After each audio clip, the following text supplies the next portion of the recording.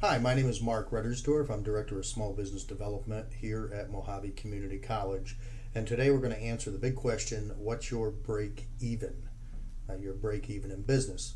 And believe me, if you're in business to break even, you're really not running a business. You're basically running or doing a hobby. So, but it's good to know your break even so you know how much sales you need to do to make money. So let's go to the next slide. We're going to use some terminology here. VC will equal variable cost, and basically variable cost is the direct material cost or the cost that fluctuate with sales.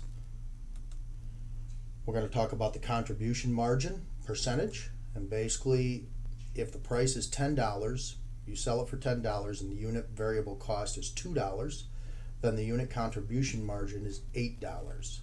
And to figure out your contribution margin percentage, you basically divide 8 by 10, and that will give you your contribution margin percentage.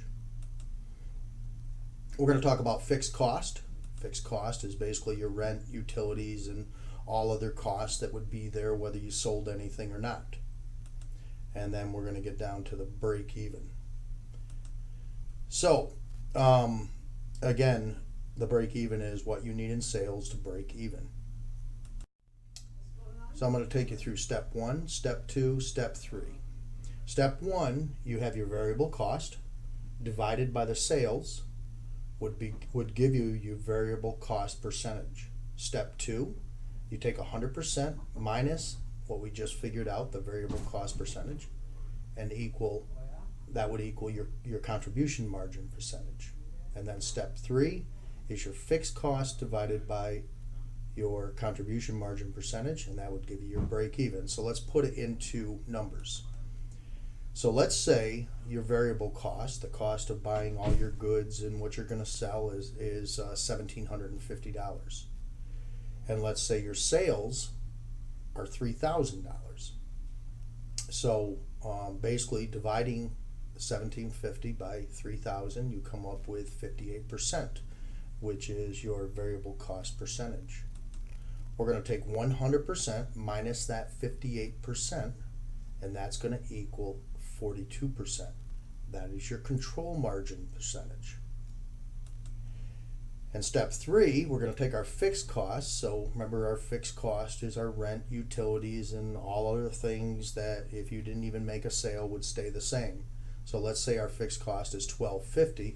We're going to divide that by our control or our contribution margin percentage.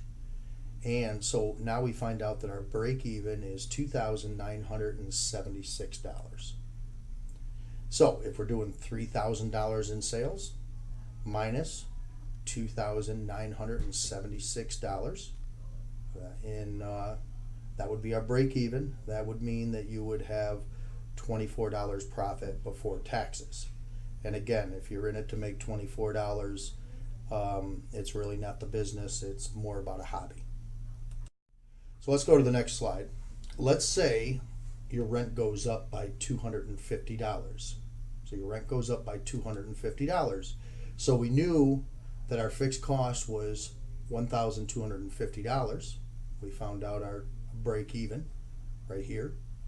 So what we're going to do is we're going to add the $250 to the $1,500, or to the $1,250, and we're going to come up with $1,500. Divide that by 42%, and this is our new break even. We need to sell $3,571. That's our new break even. That means if we only did $3,000 in sales, we'd be in the negative $571. Not good. All right. So let's say let's talk about more positive note here. Let's say you want to make $2,000 per month. So basically what we're going to do is we're going to take that fixed cost, that $1,250, and remember that's how we did fixed cost divided by the contribution margin percentage, and you ended up with your break-even cost. And what we're going to do is we're going to add that $2,000 to the fixed cost, because you've decided I'm going to make $2,000, and now that becomes a fixed cost. So I'm going to make $2,000 a month, and so I'm going to add that to the $1,250, and you're going to come up with $3,250. divided by, you already know what your contribution margin percentage is, which is 42%. So now you have to do the $7,738 to make that $2,000 a month. That's what you'll have to do in sales. So you'll have to do $7,738 in sales to make $2,000.